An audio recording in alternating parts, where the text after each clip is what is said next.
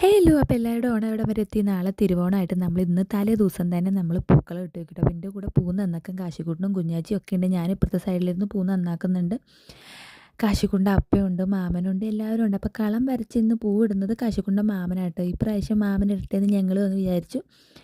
അതിൻ്റെ ഇടയ്ക്ക് നമ്മൾ പോളവിളക്ക് ഇങ്ങനെ കത്തിച്ച് വെക്കും. ഞാൻ ഇവിടെ മാത്രം കണ്ടുവരുന്നൊരു പരിപാടിയായിട്ടോ, ഞങ്ങളോടൊട്ടൊന്നുമില്ല. അതായത് എൻ്റെ നാട്ടിലോട്ടൊന്നുമില്ല. കല്യാണം കഴിഞ്ഞ് വന്നപ്പോൾ ഞാൻ കണ്ട ഒരു പരിപാടിയാണിത്. അത് കഴിഞ്ഞ് അത്തപ്പൂവൊക്കെ ഇട്ട് നമ്മൾ വിളക്കൊക്കെ കത്തിച്ച് വെച്ചിട്ടുണ്ട്. അതായത് ചിരാത് കത്തിച്ച് വെച്ചിട്ടുണ്ട്.